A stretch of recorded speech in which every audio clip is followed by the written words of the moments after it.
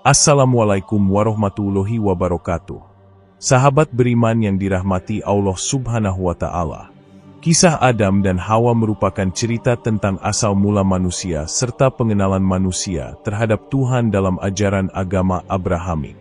Hingga kini, belum diketahui secara pasti siapa manusia pertama yang mengisahkan tentang mereka.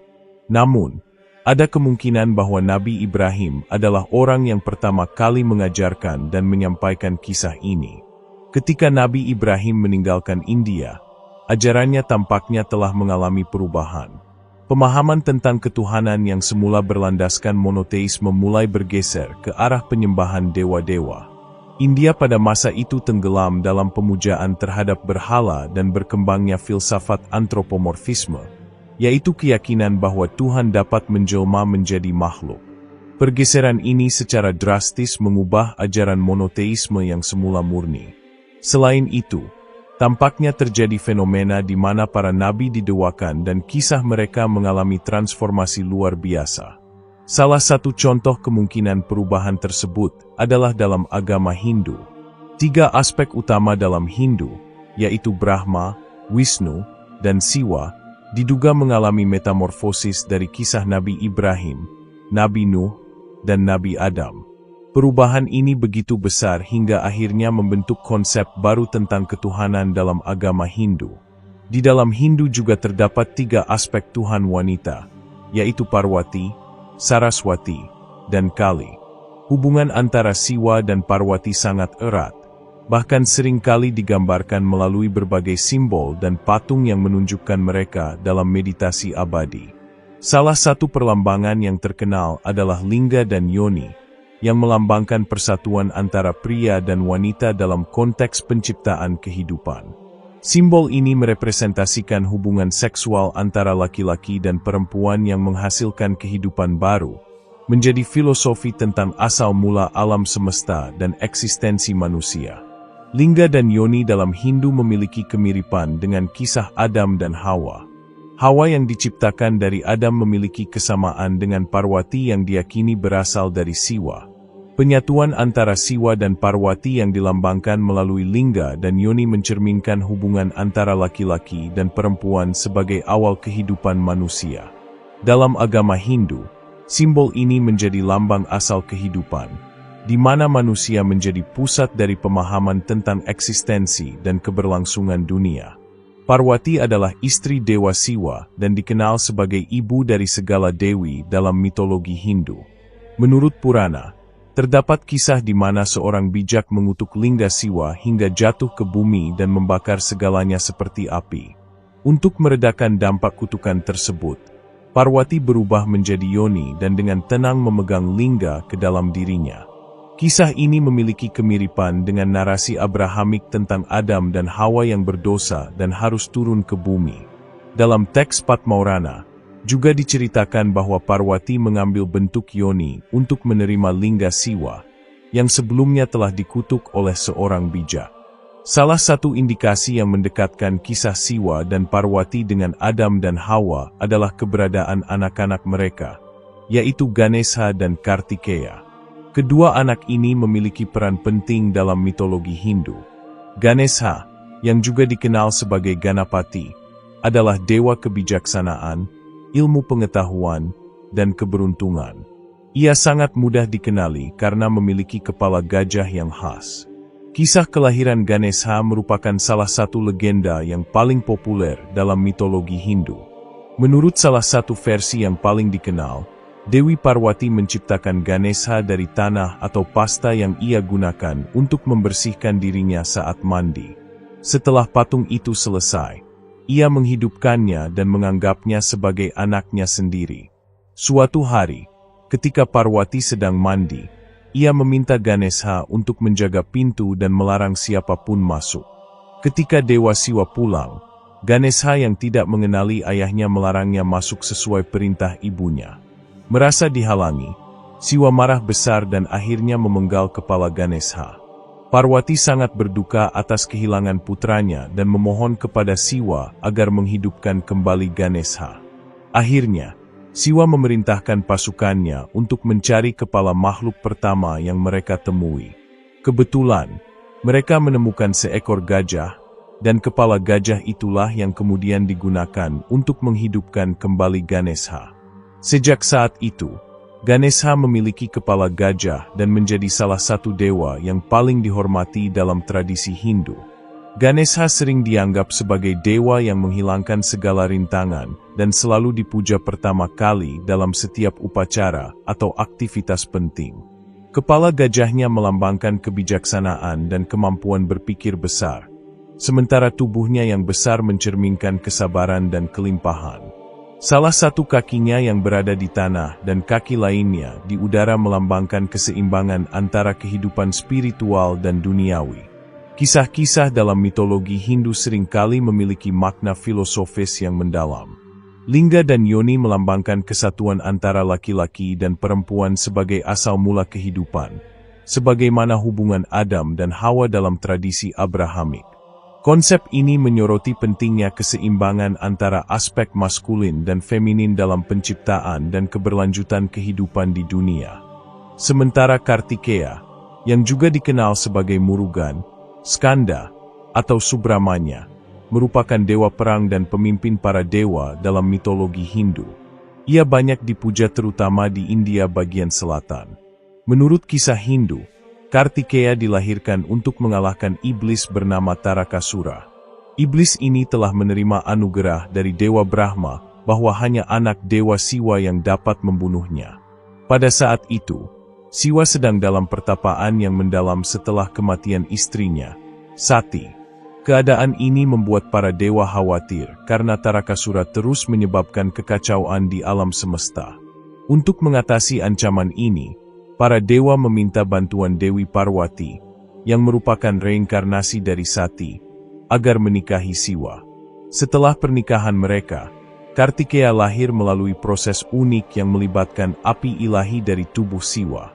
Api tersebut dibawa oleh angin dan akhirnya mendarat di Sungai Gangga. Kartikeya tumbuh menjadi seorang prajurit yang sangat kuat dan akhirnya memimpin para dewa dalam pertempuran melawan Tarakasura. Dengan keberaniannya, Kartikeya berhasil membunuh iblis tersebut dan membawa kedamaian kembali ke alam semesta.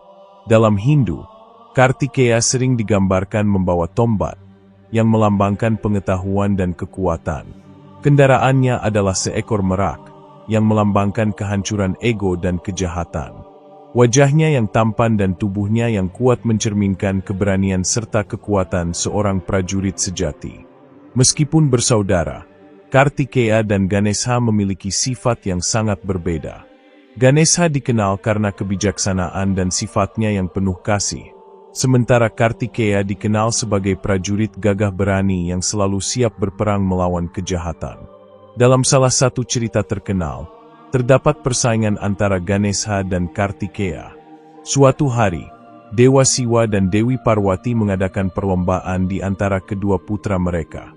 Tantangan yang diberikan adalah berkeliling dunia, dan siapa yang pertama kali menyelesaikan perlombaan akan memenangkan hadiah istimewa. Kartikeya, yang berjiwa prajurit dan memiliki semangat petualang, segera melompat ke atas tunggangan meraknya dan terbang mengelilingi dunia dengan kecepatan tinggi. Sementara itu, Ganesha, yang memiliki kepala gajah dan tubuh yang berat, menyadari bahwa ia tidak dapat bersaing dalam hal kecepatan. Namun, dengan kecerdasannya, ia menemukan cara lain untuk memenangkan perlombaan. Ia mengelilingi kedua orang tuanya, Siwa dan Parwati, seraya berkata bahwa bagi dirinya, orang tua adalah dunia itu sendiri. Karena kebijaksanaannya, Ganesha dinyatakan sebagai pemenang perlombaan tersebut. Persamaan antara Ganesha dan Kartikeya dengan anak-anak Nabi Adam, yaitu Habil dan Qabil, dapat dilihat dari beberapa sudut pandang tematik dan moralitas dalam cerita mereka. Meskipun berasal dari tradisi yang berbeda, ada beberapa kesamaan dalam tema yang diangkat dalam kedua kisah tersebut. Kedua cerita menyoroti dinamika hubungan antara saudara, yang seringkali diwarnai oleh persaingan, tanggung jawab, serta perbedaan karakter. Qabil merasa cemburu terhadap Habil karena persembahan kurbannya lebih diterima oleh Allah. Kecemburuan tersebut mendorongnya untuk membunuh saudaranya sendiri, yang mencerminkan konflik internal manusia terhadap ego dan iri hati. Kedua kisah ini juga menyoroti pentingnya ketaatan kepada orang tua atau Tuhan, serta bagaimana perbedaan karakter antar saudara dapat mempengaruhi tindakan dan pilihan hidup mereka. Menurut sumber-sumber Islam yang syahih, Nabi Adam adalah manusia pertama sekaligus nabi pertama di muka bumi. Adam diciptakan dari tanah liat yang dibentuk seperti patung. Kemudian Allah meniupkan ruh ke dalamnya. Setelah itu Siti Hawa diciptakan. Sebagian ulama berpendapat bahwa Hawa diciptakan dari salah satu tulang rusuk Adam, sementara pendapat lain menyatakan bahwa ia diciptakan secara mandiri. Adam dan Hawa hidup di surga dengan penuh kedamaian serta menikmati segala nikmat yang diberikan oleh Allah. Namun, mereka dilarang untuk memakan buah dari satu pohon tertentu sebagai bentuk ujian. Setan berhasil membujuk mereka untuk melanggar larangan tersebut. Setelah menyadari kesalahannya, Adam dan Hawa segera bertaubat, dan Allah menerima taubat mereka. Meskipun demikian, mereka tetap diperintahkan turun ke bumi sebagai konsekuensi dari pelanggaran yang mereka lakukan. Beberapa riwayat menyebutkan bahwa Nabi Adam pertama kali menginjakkan kaki di tanah India, tepatnya di Sri Lanka, sementara Hawa diturunkan di Jeddah. Adam kemudian mencari Hawa hingga akhirnya mereka bertemu di wilayah Arab Saudi. Tempat pertemuan mereka disebut Musdalifah, dan lokasi berkumpulnya dinamakan Jam'ah. Selain dalam Islam, kisah tentang manusia pertama juga ditemukan dalam kitab suci Hindu dengan nama yang berbeda. Keberadaan telapak kaki Adam yang terukir di atas batu di Gunung Sri Lanka telah dikenal selama lebih dari 1000 tahun.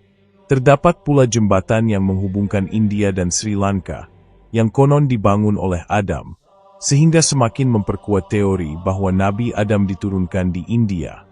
Nabi Adam dikisahkan hidup selama 930 tahun. Dalam kitab Matasyapuran, penciptaan manusia dijelaskan dalam bentuk alegoris, di mana Brahma membelah tubuhnya menjadi 2 bagian. Satu bagian membentuk laki-laki yang dikenal sebagai Sayambhuva Manu, sementara bagian lainnya membentuk perempuan bernama Satarupa. Dalam ajaran Weda, manusia pertama disebut sebagai Manu, dan seluruh umat manusia diyakini merupakan keturunannya. Sementara itu, dalam Al-Quran, Allah berfirman, "Wahai manusia, bertakwalah kepada Tuhanmu yang telah menciptakan kamu dari satu jiwa dan darinya Dia menciptakan pasangannya, serta dari keduanya Dia memperkembangbiakkan laki-laki dan perempuan yang banyak. Dan bertakwalah kepada Allah yang dengan perantaraannya kamu saling meminta dan kepada rahim-rahim." Quran Surat An-Nisa, ayat 1. Dengan demikian, kisah penciptaan manusia pertama memiliki berbagai versi dalam berbagai kepercayaan. Namun, dalam Islam, keyakinan yang paling syahih adalah bahwa Adam dan Hawa diciptakan oleh Allah, hidup di surga, lalu diturunkan ke bumi sebagai bagian dari takdir dan kehendaknya. Al-Quran menyatakan bahwa setiap bangsa dan masyarakat telah dikirimkan seorang utusan atau nabi. Dalam kitab suci ini, disebutkan nama 25 nabi. Namun Al-Quran juga menegaskan bahwa masih banyak nabi dan rasul yang tidak disebutkan di dalamnya. Sebagaimana tertulis dalam firman Allah, "Dan sungguh, kami telah mengutus beberapa rasul sebelum kamu. Di antara mereka ada yang telah kami ceritakan kepadamu, dan di antara mereka ada yang tidak kami ceritakan kepadamu." Quran Surat Ghafir, ayat 78. Dengan demikian, tidaklah mungkin semua nabi yang jumlahnya mencapai ratusan ribu disebutkan satu persatu dalam Al-Quran, karena kitab ini pada dasarnya merupakan petunjuk bagi umat manusia. Setiap bangsa dan masyarakat telah dianugerahi seorang nabi sebagai pembimbing mereka. Nabi Adam diyakini diutus ke India, dan hal ini sering menimbulkan pertanyaan apakah Islam merupakan agama yang baru. Banyak orang beranggapan bahwa Islam baru ada sejak 1400 tahun yang lalu dan didirikan oleh Nabi Muhammad SAW. Namun, Al-Quran tidak pernah mengklaim bahwa beliau adalah pendiri agama baru. Sebaliknya, Islam adalah kelanjutan dari ajaran tauhid yang telah diajarkan oleh para nabi sebelumnya.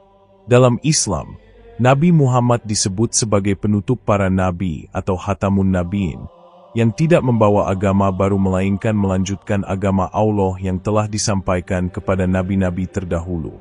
Menurut ajaran Islam, Allah telah mengutus nabi dan rasulnya ke berbagai tempat dan zaman yang berbeda. Semuanya dengan membawa pesan yang sama, yaitu monoteisme murni dan nilai-nilai moral yang luhur. Oleh karena itu, muncul pertanyaan mengenai umat Hindu di India. Apakah mereka juga memiliki nabi yang diutus kepada mereka?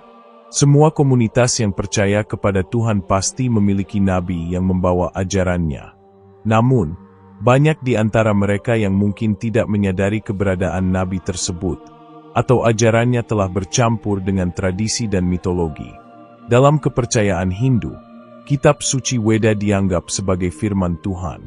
Meskipun banyak penganut Hindu yang mencintai tokoh-tokoh seperti Rama dan Krishna, Weda sendiri tidak secara eksplisit menyebutkan bahwa wahyu tersebut diberikan kepada salah satu dari mereka.